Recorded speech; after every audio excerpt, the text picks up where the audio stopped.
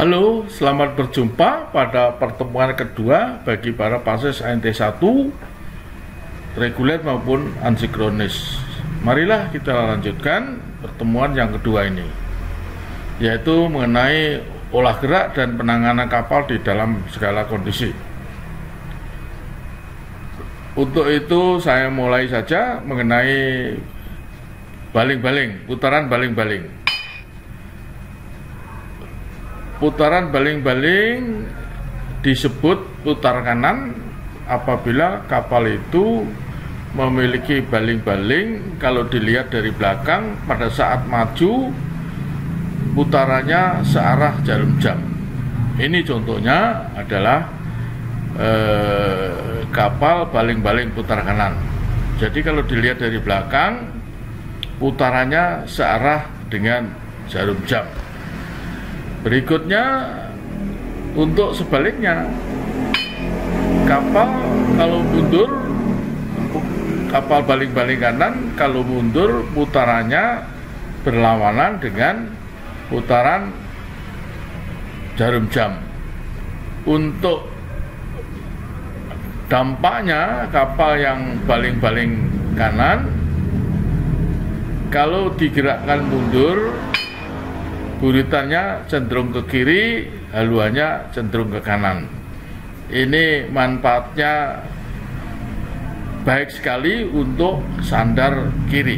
Jadi kalau dermaga ditikam, maka stop mesin, baling-baling mundur, maka buritan akan mendekat ke dermaga. Ini keuntungan daripada kapal yang memiliki baling-baling putar kanan. Baiklah, selanjutnya saya akan menunjukkan mengenai bow thruster dan teori tentang pivot point. Kapal digerakkan mundur, maka pivot point adalah titik putar dari sebuah kapal, ya, maka pivot point-nya akan mundur dengan jarak seperempat panjang kapal dari belakang atau dari tengah-tengah kapal. Ini contohnya, dari sini ke sini seperempat dari panjang kapal. Ini titik putar ini kalau mundur berada di belakang, ya, kurang lebih seperempat dari belakang juga diukur. Ini disebut pivot point. Ini jaraknya, kalau kapal ini 25, ya sudah pasti ke depan nanti di tengah-tengah sini 50, ya. Inilah letak daripada pivot point. Nah, apabila kapal ini punya bow thrusternya dorong ke kanan, kapal digerakkan mundur, maka gerakan kapal akan cepat sekali, haluannya ke kanan, buritannya ke kiri. Tidak usah didorong dengan bow thruster ini juga. Kalau kapal baling-baling kanan, kalau digerakkan mundur, buritannya akan ke kiri. Kira-kira demikian. Selanjutnya, yang sebelah kanan, kapal maju, bow thruster mendorong ke kanan. Apa yang terjadi? Kapal akan merayap, bergerak maju dan ke samping, ya, bergerak maju dan ke samping kanan, maksud saya. Inilah teori tentang bow thruster yang saya kutip dari buku The Ship Handler's Guide, tulisan Kapten R.W. Rowe, FNI. Ya, kira-kira itu. Anda bisa lihat di buku itu. Berikutnya, kapal digerakkan maju, bow thrusternya cenderung pivot point-nya cenderung ke depan. Jadi kalau kapal maju, pivot pointnya cenderung ke depan,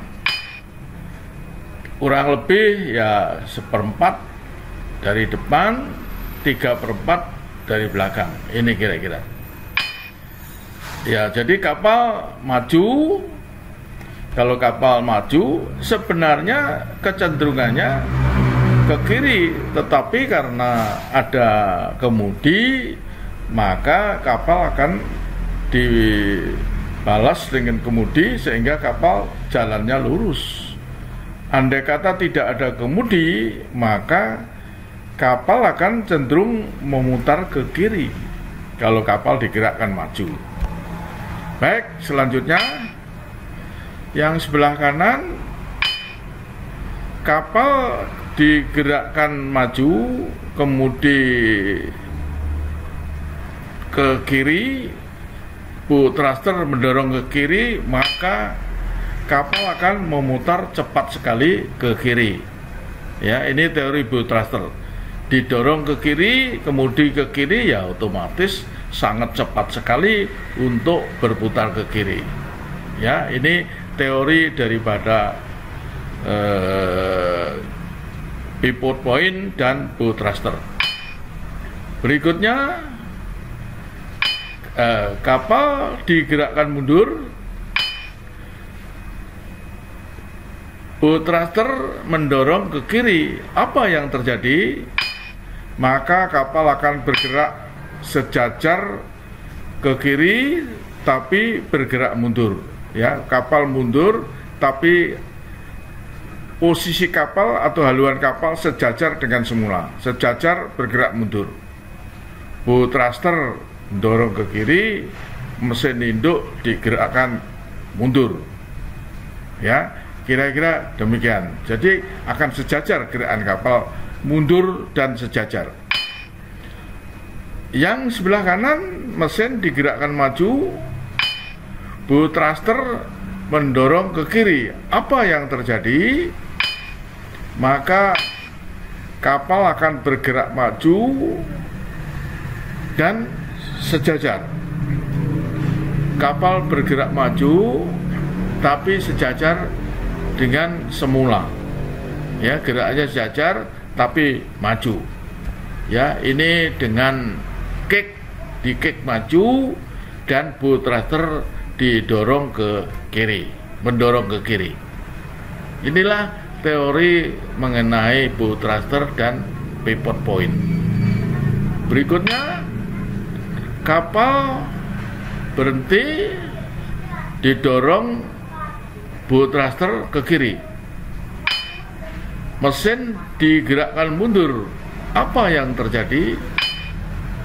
Ya, didorong, maka kapal akan bergerak mundur agak sejajar dengan semula. Ya, ini. Andai kata bow thrusternya ini tidak didorong ke kiri, mungkin buritannya ke kiri, haluannya ke kanan. Tapi karena bow thrusternya digerakkan mendorong ke kiri, maka kapal bergerak mundur dan tetap hampir sejajar dengan semula. Ya, kira-kira begitu gerakan daripada kapal ini. Untuk yang sebelah kanan, nah ini ya, dibekal with eastern power. Ya, jadi ini mundur tapi sejajar. Ya, andai kata kapal tidak ada bow thruster, buritannya ke kiri, mundur buritan ke kiri. Seperti tadi saya sebutkan untuk kapal baling-baling kanan. Kapal bow thruster digerakkan mendorong ke kanan. Maka ketika mesin digerakkan maju, maka momennya untuk kapal ini antara bow thruster dengan titik putarnya atau pivot point-nya terlalu dekat atau mungkin berimpit, sehingga kapal ini maju tapi bergerak sejajar seperti semula. Ya, maju tapi tetap sejajar. Kapal ini maju, tapi tetap sejajar dengan semula. Ini pengaruh daripada bow thruster dan pivot point. Berikutnya, kapal digerakkan mundur. Bow thruster mendorong ke kiri. Apa yang terjadi? Ya tentunya sama dengan tadi, sejajar. Ya, ini mendorong ke kiri. Ini lengannya dari sini ke sini. Ini mundur, lengannya di sini. Tenaga daripada mesin. Ya, ini 7 ton, ini 13 ton, dan momennya lebih besar. Maka kapal akan haluannya ke kiri karena kuat yang bow thrusternya dengan momen dari pivot point ke bow thruster ini lebih besar dibandingkan dengan mesin ininya ke belakang. Apa yang terjadi? Ya, maka kapal ini akan haluannya tetap akan ke kiri, buritannya ke kanan. Jadi lebih kuat dorongan bow thruster ini. Ya, ini saya kutip dari buku ini. Ya, kira-kira gitu. Teori tentang bow thruster dan pivot point. Nah, ini contoh kapal yang akan sandar di dermaga ini dengan cara mundur. Karena mundur, maka buritannya akan cenderung ke kiri. Nah, ini tadinya agak ke sono, maka buritannya ke kiri. Ini pas di tengah-tengah alur. Dengan didorong oleh bow thruster, maka kapal cenderung tetap sejajar. Ya, ini sejajar gerakannya. Ya, ini tetap mundur. Ini stop, ini didorong lagi supaya sejajar. Nah, ini sejajar, stop mesin, ya. Sampai sini. Stop mesin, stop bow thruster sampai sini, dua-dua bow thruster dorong ke kanan, baling-baling digerakkan maju, maka menurut teori ini kapal bisa sandar di dermaga ini. Ya tentunya sandar seperti ini untuk saya sendiri sebagai nakoda ya kayaknya tidak mungkin. Ini hanya ekstrim penjelasan tentang gerakan mesin mundur dan permainan bow thruster. Ini ada di buku Ship Handlers Guide. Ya, ini saya kutip dari itu. Saya sendiri sebagai nakoda belum pernah sandar seperti ini. Ya, ini bui-buinya, jadi masuk dengan mundur, tahu-tahu sandar di sini. Teori ini benar ini. Ya, mainkan bow thruster, mainkan mesin induk. Ya, maka kapal bisa dari depan sini bisa sandar ini dengan cara ini. Ya, tentunya ini suatu keistimewaan. Ya, saya sendiri belum pernah mencoba sandar seperti ini. Kalau keadaan pelabuhan seperti ini ya mestinya ada takut yang membantunya. Kira-kira demikian. Ya, ini mundur di dermaga. Ya, kalau gerakan mundur, buritannya akan ke kiri. Jadi ini nanti akan depannya akan ke kanan. Stop mesin, ya akan sandar. Ya, dengan demikian kalau mundur otomatis buritan ke kiri. Dengan posisi sandar kanan seperti ini, ya pasti akan sejajar dan sandar di dermaga. Untuk yang kedua, apabila kapal ini digunakan apabila kapal sudah lepas, tali-talinya sudah lepas, mesin digerakkan maju, ya maka pivot point-nya ada di depan. Ya. Nah, ini dengan demikian kemudi di cikar kanan supaya tidak bentur dermaga, tentunya demikian ya ini, sehingga kapal bebas dari dermaga. Ini kemudi kanan, nanti mesin maju kemudi kanan, akhirnya kapal sejajar dermaga, tidak nubruk dermaga. Untuk yang ketiga, mesin digerakkan mundur, maka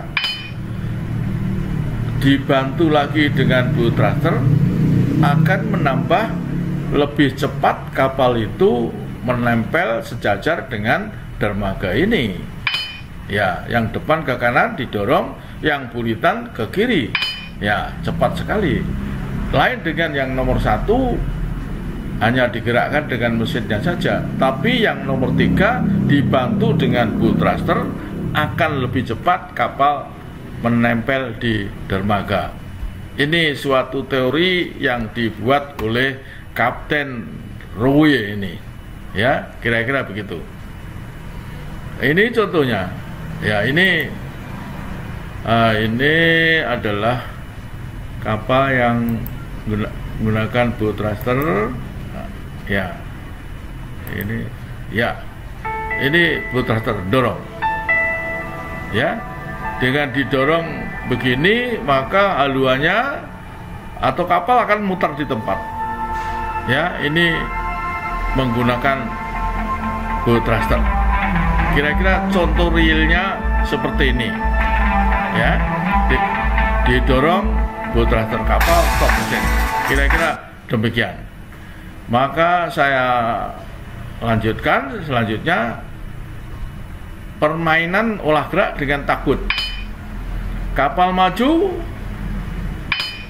pivot point ke depan, ada takbut di depan mendorong ke kiri. Apa yang terjadi?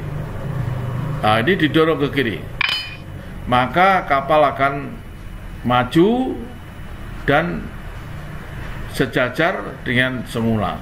Ya, masih sejajar dengan semula. Kapal maju didorong dengan takbut, karena titik tumpu dorongan takbut ini dekat dengan titik putarnya pivot point, maka kapal ini sejajar tetap, ya, kira-kira begitu. Untuk yang sebelah kanan, kapal maju, ya didorong takbut di belakang. Apa yang terjadi? Takbut ini momennya besar sekali, ya, maka buritan akan ke kiri, haluannya akan ke kanan, ya, karena takbutnya mempunyai momen dari titik pivot point ini, pivot point ke nah ini dari pivot point sampai titik tumpu takbut, maka buritanya ke kiri, haluannya ke kanan. Ya, jadi didorong maju mesin, mestinya cenderungnya ke kiri, tapi karena ini didorong belakang, maka haluannya cenderung ke kanan. Oke, saya teruskan. Mesin mundur, digerakkan mundur, pivot point ke belakang, belakang didorong dengan takbut. Apa yang terjadi? Ya, kapal akan bergerak ke samping sejajar, ya, mesin digerakkan mundur, takbut belakang mendorong. Ini menurut teori kapal akan bergerak ke samping sejajar dengan semula. Untuk yang sebelah kanan sama juga, tapi takbutnya di depan. Apa yang terjadi? Ya, takbut depan mendorong, maka haluannya akan ke kiri. Kapal mundur, haluannya ke kiri. Ya, karena momennya takbut ini tinggi, besar, dari sini sampai sini kali gaya takbut ini. Walaupun mesin mestinya cenderungnya ke kiri, tapi karena didorong takbut, maka haluan kapal bergerak ke swing ke kiri. Ya, kira-kira begitu. antara pivot point dan dorongan takbut. Nah, ini dua takbut sedang menarik kapal, ya. Mesin ya stop, mesinnya stop, dua takbut dengan kekuatan sama. Apa yang terjadi? Maka kapal itu akan bergerak tetap sejajar dengan kapal semula. Ya, karena apa? Momennya sama. Dari sini ke sini jaraknya sama, dari sini ke sini jaraknya sama, mesin stop, tenaganya takbut, dua-dua depan dan belakang sama, maka kapal cenderung sejajar.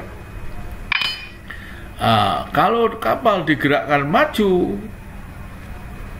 takbut depan menarik, takbut belakang menarik dengan kekuatan yang sama, maka momen yang diperoleh lebih besar takbut belakang dibandingkan takbut yang di depan. Ya, ini contohnya. Momennya yang belakang dari sini sampai sini, dari yang depan dari sini sampai sini. Dengan sendirinya takbut yang di belakang lebih kuat daripada yang di depan, sehingga kapal haluannya berputar ke kiri. Nah, ini lain lagi, mesin digerakkan mundur, dua takbut narik dengan tenaga sama. Apa yang terjadi? Ya, yang di depan mempunyai momen yang lebih besar daripada takbut yang di belakang. Walaupun tenaga sama, maka yang di depan akan lebih kuat daripada belakang, sehingga haluan kapal cenderung ke kanan, buritanya cenderung ke kiri. Nampak demikian. Ya, karena momennya dari sini ke sini, yang belakang dari sini ke sini, tenaganya sama. Ya, makanya itu haluannya cenderung ke kanan. Untuk yang belakang, ya, yang di belakang mesin digerakkan mundur, pivot point bergerak ke belakang seperempat, ya, takbut depan maju pelan, ini mungkin 6,7 ton, takbut belakang maju penuh 20 ton. Ya, apa yang terjadi? Ya, apa yang terjadi gerakan kapal? Kapal akan sejajar, ya, karena momennya sama, akan sejajar. Yang depan 6,7 kali 120, jadi ketemunya 800.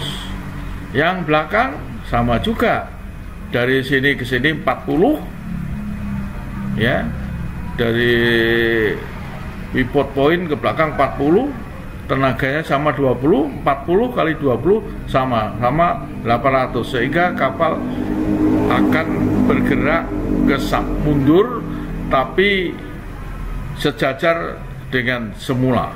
Ya, ini contohnya. Ya, seimbang antara takbut depan dan takbut belakang, momennya seimbang, sehingga kapal akan bergeser sejajar. Berikutnya maneuvering handling ship ini menggunakan beberapa kemudi. Ini macam-macam kemudi, ada yang bentuknya begini, ada yang seperti ini, ya. Ini semi balan rudder. Ya, semi balan artinya apa?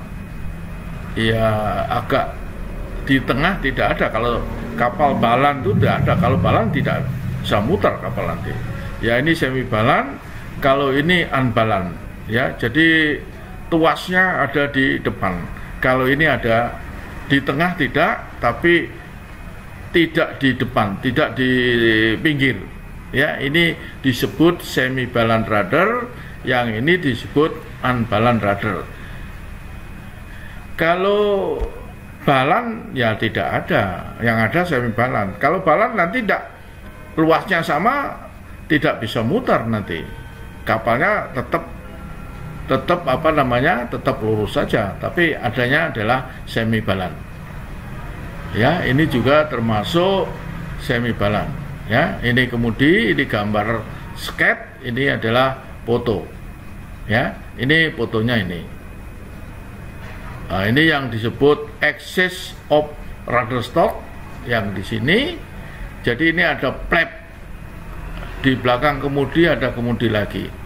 Ya, kira-kira seperti ini. Ya, saya sendiri sebagai nakoda di kapal Pertamina yang turun naik lebih dari 30 kapal belum menjumpai kemudi yang seperti ini. Ini adalah suatu teori atau suatu promosi daun kemudi yang saya kutip dari internet. Nah, ini contohnya Baker's Ceiling, ya, ini ada lagi model ini. Ini termasuk ya semi balan lah itu kira-kira, ya. Ini yang tadi different type of rudder use for shape, ya, ini lain lagi. Jadi ini asnya ada di sini, ya, mutarnya ada di sini, ini, ya. Ini kemudian untuk takbut ini, ya, ada karena propellernya 2, kemudinya juga 2. Sebenarnya ini untuk mutar juga menggunakan mesin kiri kanan, ya bisa saja untuk memutar, tapi dikasih juga kemudi, ya, yang kanan maju penuh, yang belakang stop, sudah pasti mutar kiri atau sebaliknya, ya, kira-kira gitu, dengan kemudi ganda, propeller ganda, ya. Ini beberapa besarnya lingkaran putar dari macam-macam kemudi. Saya tidak mendukung salah satu promosi, tapi ini faktor yang ada, ini fakta yang ada, fakta yang ada, ini adalah macam-macam kemudi, mempunyai lingkaran putar yang berbeda-beda. Ya, ini perbandingan daripada karakteristik dari tipe kemudi yang berbeda, kira-kira gitu. Ya, tentunya kalau untuk promosi, ya, untuk iklan, ya semua baik, ya, kira-kira gitu. Ini zaman dulu pakai kemudi tangan, ya seperti inilah kira-kira. Tidak perlu saya bicarakan. Dulu ini daun kemudinya ini pakai rantai zaman dulu. Ya sekarang pakai hidrolik lah, ya, tenaga hidrolik untuk memutar daun kemudi di belakangnya. Tidak pakai rantai seperti ini. Ya, ya, perlu diingat bahwa menurut Solas, waktu yang digunakan untuk cikar kiri ke cikar kanan pada saat kapal itu di laut yang dalam dengan drap penuh, dengan tenaga mesin 100% maju, Solas mengharuskan tidak boleh lebih dari 28 detik. Kalau lebih 28 detik berarti kapal itu, ya, dianggap tidak sesuai dengan aturan. Saya sendiri pernah mengalami kasus ini dengan kondisi yang 1, 2, 3 ini, cikar kiri ke cikar kanan lebih dari 28. Apa dampaknya? Ya, dampaknya kapal akan kurang cepat reaksinya, atau dikatakan umumnya liar. Kapal akan gerakannya liar, ya, dibalas cukup lama mungkin baru bereaksi. Jadi kalau kapal Anda dites di tengah laut dari cikar kiri ke cikar kanan lebih dari 28 detik, ya harus diperbaiki kemudinya, ya, mungkin kurang luas atau luasnya kurang, lebarnya daun kemudi dibandingkan dalamnya kapal, bisa saja, ya, atau tenaga penggerak kemudinya kurang kuat, bisa jadi. Kira-kira demikian. Yang penting 28 skot cikar kiri ke cikar kanan dengan kondisi ini, ya, kira-kira begitu. Kalau Anda sebagai nakoda, ya kalau perlu di tengah laut dicek, ya, di base seagoing draft, artinya full load, ya, maksimum head service, artinya kapal maju penuh dengan tenaga 100%. Cikar kiri, cikar kanan tidak boleh lebih dari 28 detik. Ini menurut SOLAS. Berikutnya persiapan untuk kapal berlabuh, ya. Jika ulup dan rantai di semen, ya dibongkar lah, ya. Ini pengalaman belayar dari Indonesia ke negara lain, karena pelayaran cukup lama, maka ulupnya itu di semen biar tidak melorot. Ya, nanti sampai di pelabuhan tujuan kira-kira berapa jam, ya paling tidak 6 jam sudah dibongkar semen itu. Lamanya kapal berlabuh di tempat itu akan menentukan panjangnya rantai tentunya. Kalau hanya sebentar untuk nunggu pandu, ya tidak perlu panjang rantainya, ya. Tapi kalau masih nunggu berhari-hari, ya paling tidak kalau bisa 3 kali dalamnya laut. Ya, dalam laut di tempat untuk berlabuh jangkar untuk menentukan jumlah segel yang akan dilego, apakah cukup dengan 1 jangkar atau 2 jangkar. Bisa saja menggunakan 2 jangkar, jadi ngangkang, ya, jangkarnya ke depan dua-dua di lego. Tapi ini tidak umum. Dalam kondisi tertentu, mungkin arus angin kencang, bisa saja kita lego 2 jangkar. Nah, arah angin arus bisa dilihat dari kapal lain yang sudah ada di tempat itu berlabuh. Demikian juga untuk menentukan jangkar mana yang harus dilego, ya, dilihat kapal lain juga, ya, mempelajari mengetahui tempat berlabuh yang sudah ditentukan. Ya, tentunya ini bisa dilihat di peta atau mungkin rekomendasi dari pandu atau agen setempat. Kalau tidak ada tanda tempat di peta atau EGDES, pilihlah tempat berlabuh yang aman, tidak ada kemungkinan larat ke tempat kabel laut, pipa minyak, gosong, markah navigasi, dan properti lain. Jangan sampai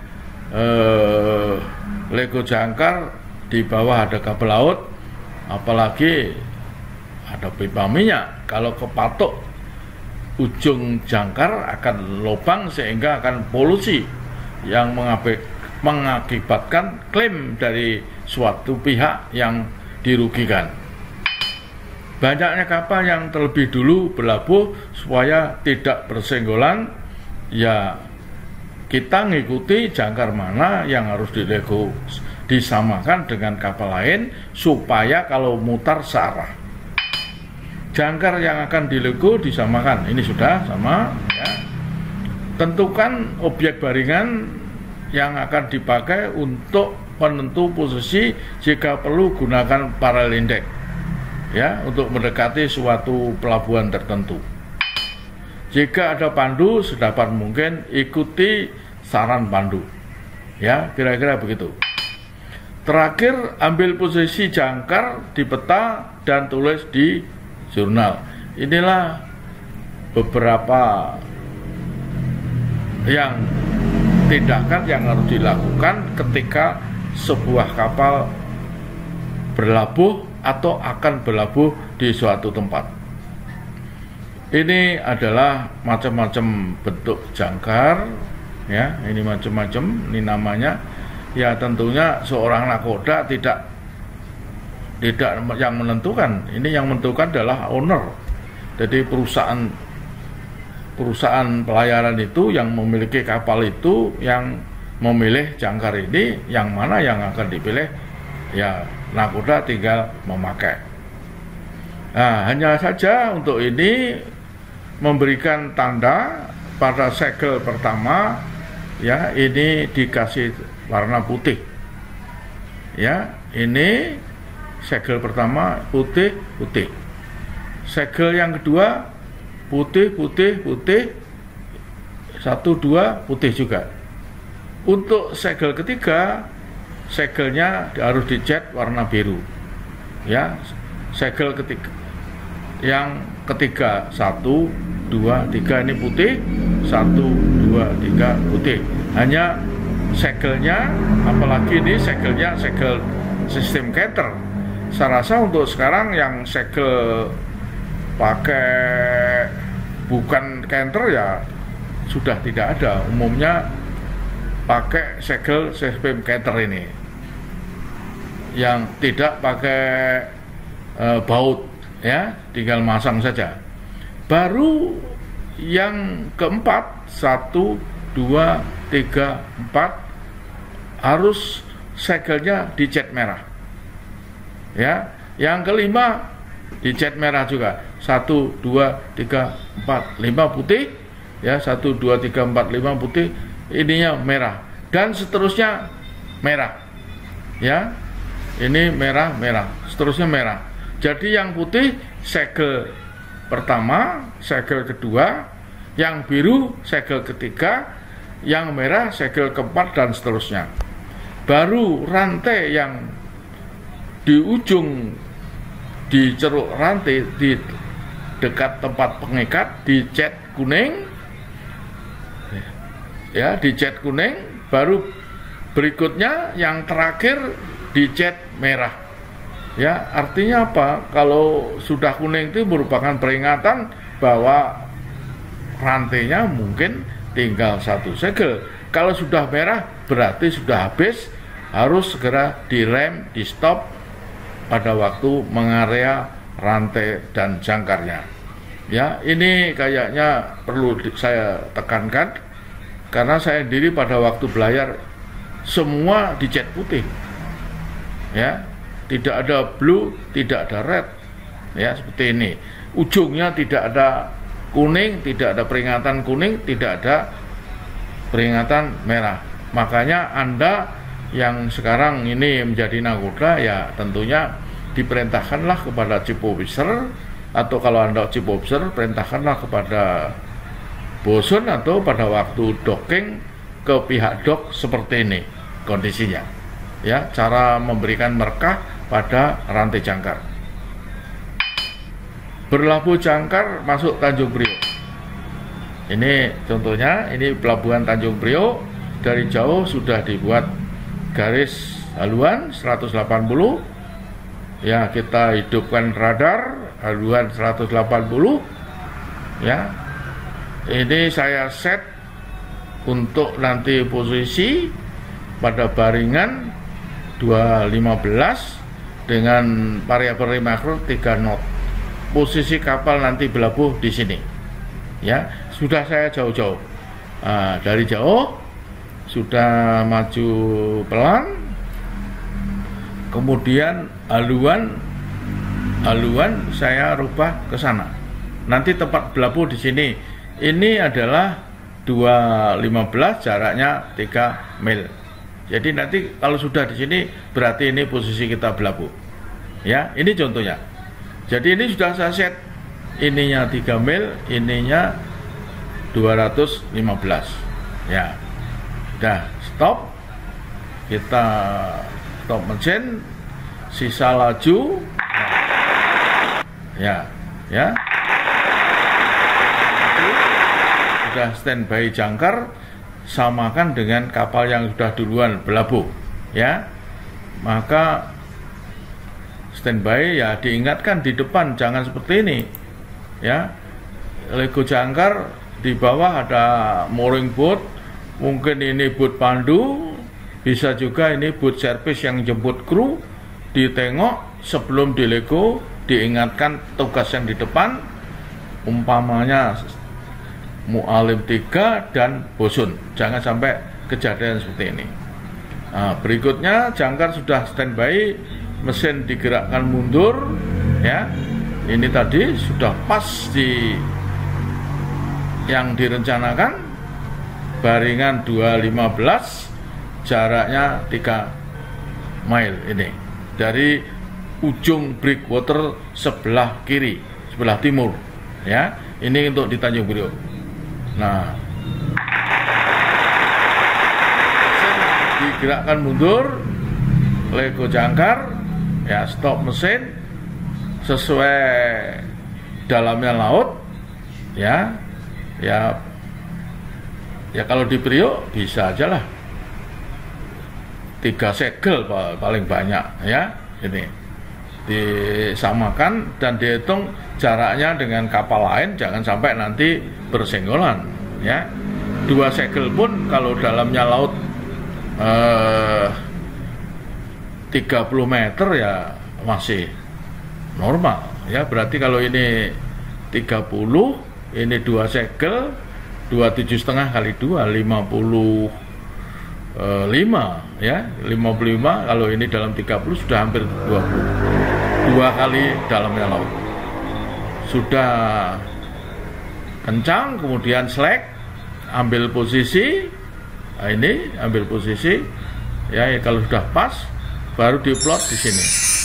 Baringannya 2,15, jaraknya dari sini ke sini 3 mil. Ini kalau masuk Tanjung Priok, ya kira-kira gitu dicatat.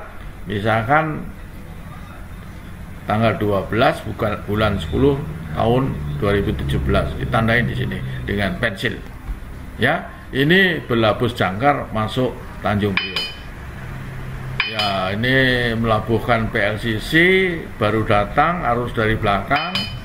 Ya, beginilah mutar, jekar kanan, jangkar standby, sudah menghadap arus, stop mesin, mesin digerakkan mundur, baru lego jangkar sesuai dalamnya laut. Paling tidak 2 kali dalamnya laut.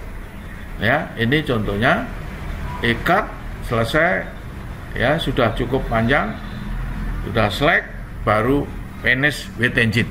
Kira-kira urutannya berlabuh begitu. Kita tiba kedorong harus mutar balik 180 derajat. Berlabuh jangkar, kita mengikuti arus, ya khususnya ya ini PLCC pun tidak masalah, kapal kecil pun juga sama, ya. Maksud saya kapal-kapal MR, ya JP atau mau kapal kecil small, ya itu bisa saja sama. Berikutnya berlabuh jangkar menggunakan 2 jangkar. Angin arahnya dari kanan, arus dari depan. Maka nakoda perlu supaya kapal tidak rewang goyang terus, maka lego dengan 2 jangkar. Kapal lego jangkar diseret, masih maju stop mesin, kemudian kapal digerakkan mundur, lego jangkar kiri mundur. Ini jadinya, ya antara jangkar kanan dan jangkar kiri ya hampir-hampir sama lah, kira-kira gitu. Boleh beda-beda sedikit. Jadi kondisinya jangkarnya ngangkang. Ini kalau terpaksa berlabuh jangkar dengan 2 jangkar, ya kira-kira seperti ini. Finish with engine. Ini juga dengan mengganyut, ya arus dari depan, angin dari sebelah kiri, kapal hanyut mundur, ya kemudian mundur hanyut terus, kemudian kemudi cekar kanan, mesin digerakkan maju, ya mesin digerakkan maju, kemudi cekar kanan. Nah ini kapal cekar kanan, ya baru stop mesin, jangkar kanan dilego, ya mesin digerakkan mundur. Nah ini, ya akhirnya ngangkang juga, dua jangkar di lego seperti ini. Akhirnya dua-dua kencang, ya lama-lama kencang seperti ini. Ya ini kondisi daripada 2 jangkar itu. Kira-kira seperti ini, ngangkang, ya arus dari depan, angin dari lambung kiri. Kira-kira begini. Dengan demikian kapal tenang, tidak rewang sana rewang sini. Kemungkinan kalau tidak menggunakan dua jangkar, mungkin kapal goyang-goyang terus, ya, kiri kanan begitu. Ya, oke, saya lanjutkan. Prosedur berlabuh jangkar di dalam perairan dalam, yang lautnya dalam. Ya, ini. Ya, ini. Yang dimaksud laut dalam ya lebih dari 100 meter. Ya, oleh karena itu jangan melego jangkar langsung dari ulup dibuka remnya terus dilego. Salah-salah jangkar menggelincir, tidak bisa direm, jangkarnya putus. Ya, makanya harus di area menggunakan windlass, menggunakan mesin jangkar. Ya, area dulu sampai ya hampir-hampir kedalaman laut itu. Setelah posisi yang direncanakan sudah tercapai, kopling mesin jangkar dicabut, baru boleh di area dilego. Tetapi tidak ada jeleknya kalau di area terus menggunakan mesin jangkar sampai demikian rupa panjangnya rantai ya paling tidak 2 kali dalamnya laut. Kira-kira demikian. Ya, lego di posisi tersebut dengan melepas rem boleh juga kalau sudah di area. Tapi alangkah baiknya kalau tetap menggunakan area pakai mesin jangkar sampai panjang yang kita inginkan kira-kira 2 kali atau syukur-syukur bisa 3 kali dalamnya, tergantung jumlah rantai jangkar yang ada di kapal. Perlu diingat, satu seker rantai 27,6 meter. Untuk menentukan berapa seker rantai yang harus di area, ya dibagi aja ini. Kalau 100 meter ya paling tidak standby 3,5 sekel, ya kurang lebih, atau 3/4, kira-kira begitu. Selanjutnya sama dengan prosedur lego jangkar di laut yang dalam. Ya, bisa juga kalau di area tidak menggunakan, makanya yang lebih baik adalah di area tetap menggunakan mesin jangkar.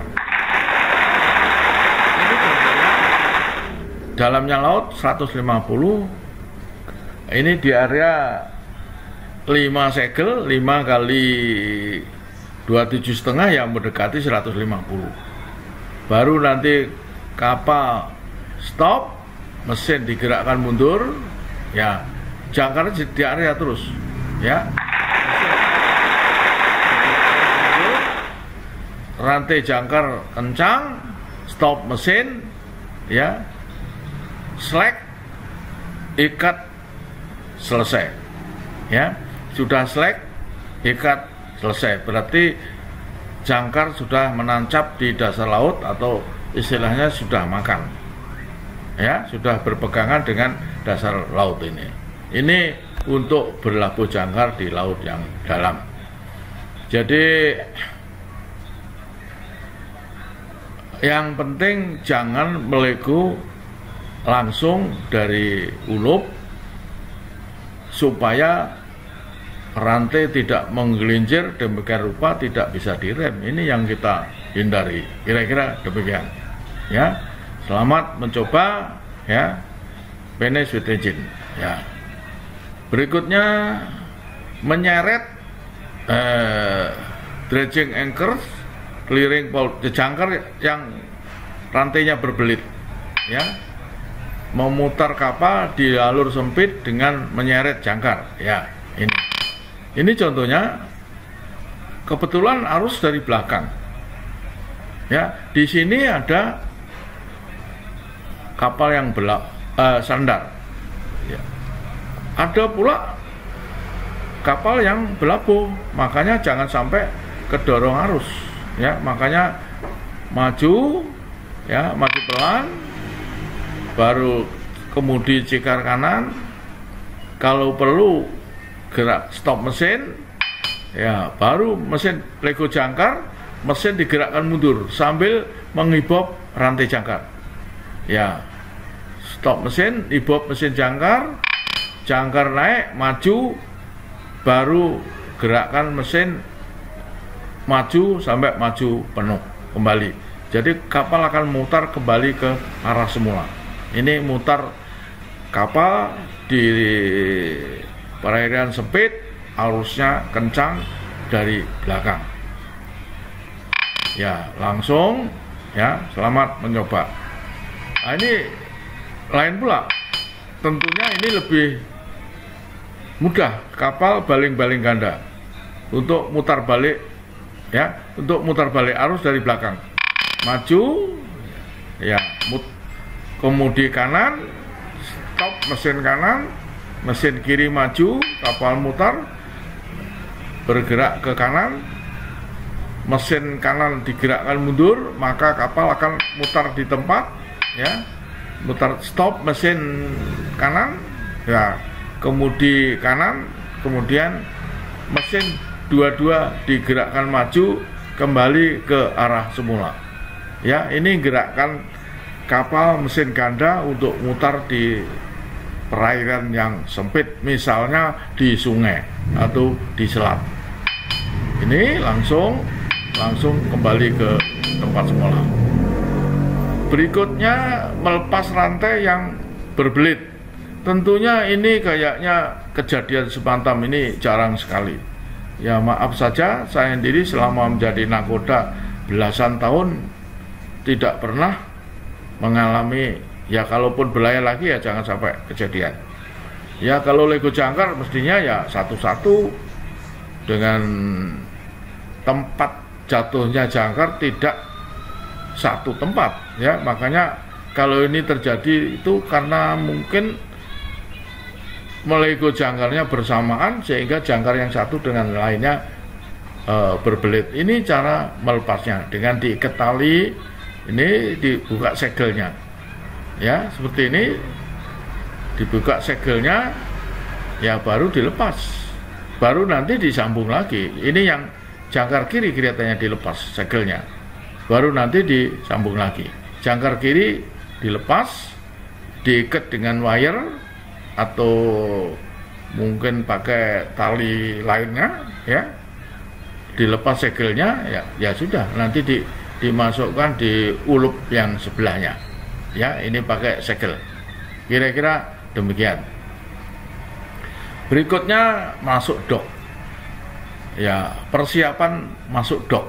Informasi ke pihak dok, ukuran panjang, lebar, dan drapnya kapal harus diberikan kepada pihak dok untuk mengatur bantalan. Kalau itu doknya dok dry dock ya, atau mungkin dok apung juga bisa untuk mengatur dalamnya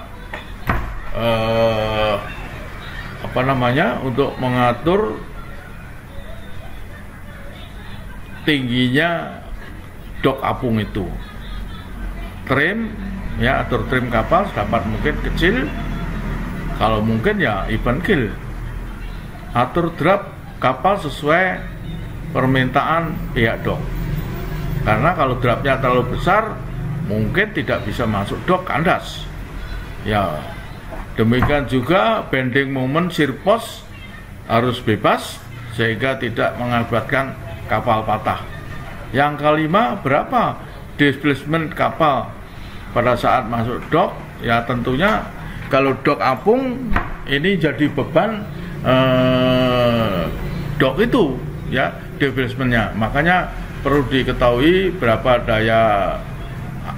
daya tampung dok dan berapa displacementnya kapal itu. Artinya berat kapal seluruhnya ya. Berapa jumlah air balas yang akan dibuang dalam dok. Kalau kapal tanker harus gas spray, ada sertifikat dari pihak yang berwenang ya, ada sertifikat untuk pekerjaan Hogwarts bebas. Jangan sampai kapal di atas dok terbakar karena kapal tanker ada minyak. Jangan sampai terjadi, harus ada sertifikat gas spray. Yang kedelapan, tidak ada kotoran di dek. semua kotoran termasuk lumpur atau sludge dari dalam tangki harus dibuang ke tempat yang diizinkan, ya, mungkin menggunakan tongkang atau apa. Ya, kalau kapal tidak vakum close, ya, dilarang buang air kecil besar di atas kapal. Tentu ini untuk sekarang sudah tidak ada. Semua kapal klosetnya pasti vakum, ya, vakum kloset. Siapkan sambungan kabel tenaga listrik untuk selama di atas dock. Ini tentunya bagian listrik, electrician. Ya, siapkan tempat buang sampah organik, anorganik, ya, di belakang. Instruksikan kepada pihak dock adakan tes gas hidrokarbon setiap pagi sebelum mulai bekerja di semua tangki, karena kemungkinan ada gas hidrokarbon, kemungkinan ada karat, itu yang bikin pada waktu kapal dilas dalam tangki meledak. Ya, kondisinya tangkinya jadi flammable, antara 1%, 10% gas hidrokarbon, oksigen 21%, ada gas ada sumber panas. Akhirnya apa? Terjadi peledakan yang dahsyat. Makanya setiap pagi pihak dock harus, kalau kapalnya kapal tanker, harus dites di dalam tangki yang akan dikerjakan pada hari itu. Saya pernah melihat kapal tanker naik dock tidak gas spray. Tandanya apa? Bendera merah masih berkibar. Artinya nakoda dan kru kapal itu tidak tahu bahwa kalau naik dock harus gas spray. Gas spray, bendera merah boleh diturunkan. Kira-kira demikian.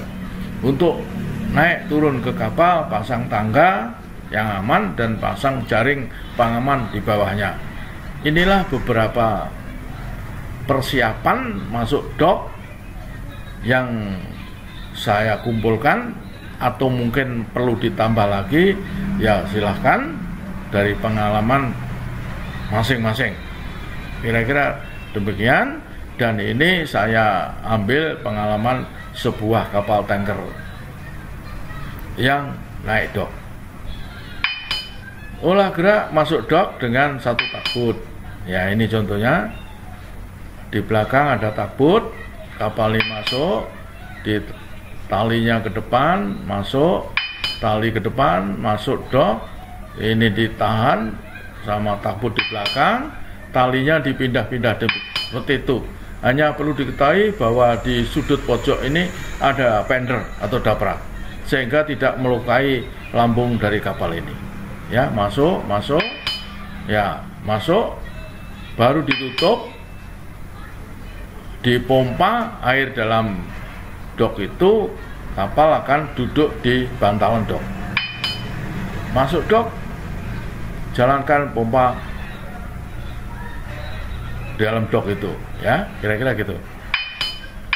Nah, ini lagi-lagi ditarik dua takbut, bisa saja begini, tetap ini ada fender, karet, ini masuk ke dalam, tarik terus, takbut yang dalam keluar, yang belakang lepas, keluar, baru tutup, tutup dock, dipasang, dan kemudian dipompa sehingga kapal ini terapung.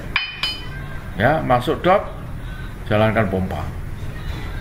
Berikutnya manajemen dan handling kapal di cuaca yang buruk. Ya, memasuki cuaca buruk. Di laut terbuka, kapal biasanya otonom. Ya, dianjurkan pindah ke kemudi tangan. Ini ada juga di dalam officer matrix perintah ini. Jadi helmsman-nya harus by hand. Ya, kira-kira begitu. Satu orang harus pergi memeriksa level minyak, ya, hubungan dan parameter penting lainnya dari gigi kemudi di ruang kemudi. Ya, ini biasanya engineer. Ya, nanti diperintah nakoda supaya lihat mesin kemudi. Kapal akan masuk cuaca buruk. Ya, jika satu motor sedang berjalan, maka jalankanlah 2 motor kemudi sehingga tenaga lebih kuat. Ya, tenaga manusia yang cukup termasuk operasional untuk hadir di anjungan. Saya pernah belayar di cuaca buruk, mesin kemudi rusak sehingga menggunakan kemudi tangan.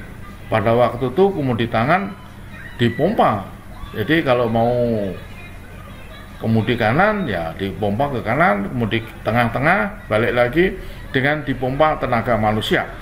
Tapi kalau untuk sekarang bisa dikemudikan di ruang kemudi dengan hidrolik, ya sama dengan kemudi di atas anjungan.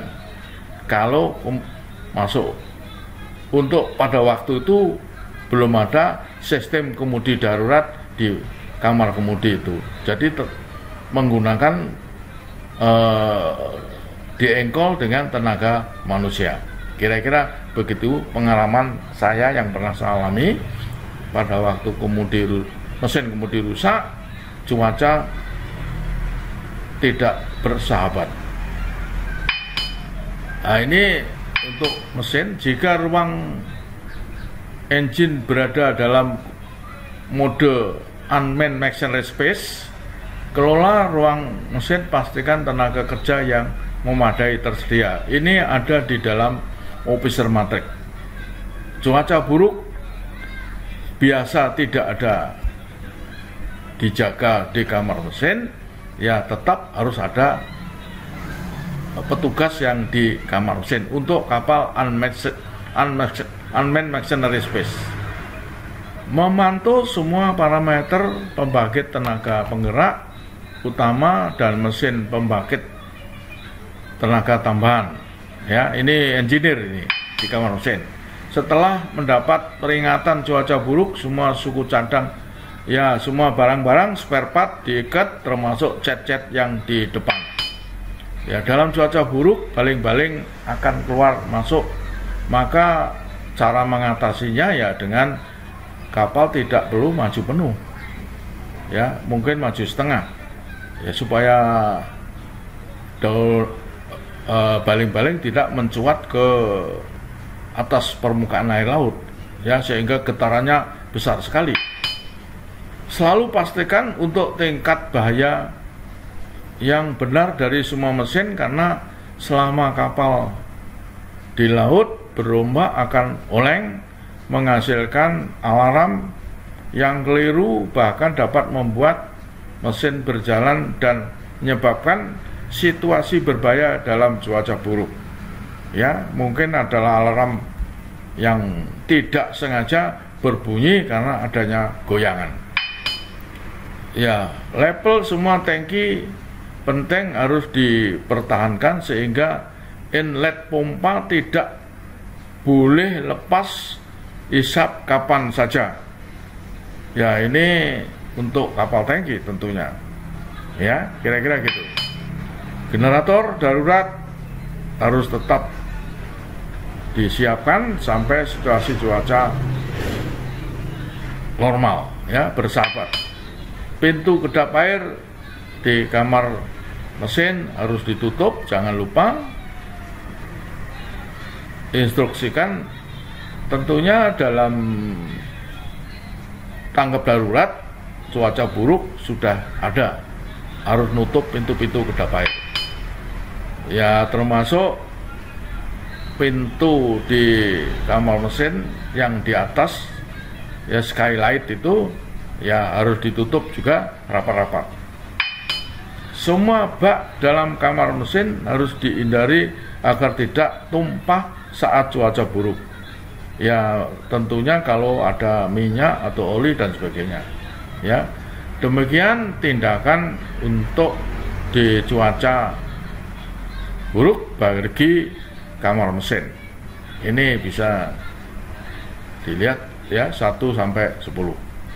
Tindakan pencegahan umum, ya diperintahkan kepada ABK untuk tidak keluar, ya. Ini sudah pasti tidak ada yang berani keluar juga. Semua item di dek seperti tali tambat, peralatan yang lain-lain, drum-drum semua harus diikat, termasuk cat di gudang, ya, harus diikat, ya. Semua bukaan di geladak, kargo, ruang lainnya harus ditutup, khususnya untuk kapal kargo. Terowongan poros ruang akses internal lainnya harus digunakan untuk pergi ke ruang kemudi atau kompartemen lainnya. Ya, terowongan.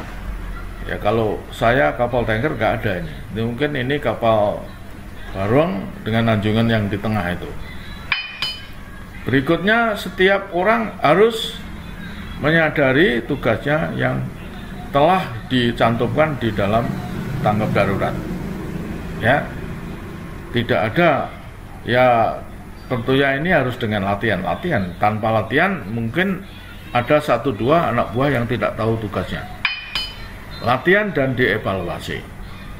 Lab harus dimatikan. Ini untuk kapal-kapal PLCC atau ULCC yang gunakan lab khususnya, ya, pada cuaca buruk ya dimatikan saja lab, atau mungkin eskalator lah bisa juga, ya, dimatikan aja. Ya, selalu pakai semua, ya, dan gunakan pegangan dan dukungan lainnya saat berjalan melalui bagian manapun dari kapal untuk menghindari jatuh. Ya, biasanya ada railing, ya, yang di gang-gang atau jalan masuk keluar kamar sen dan lain-lain ada, atau di gang, ya. Waspada dan bekerja dalam tim, ya, kira-kira gitu. Selanjutnya nanti akan ditunjukkan di pertemuan yang ketiga. Untuk itu saya stop sampai di sini, nanti sampai ketemu di pertemuan yang ketiga.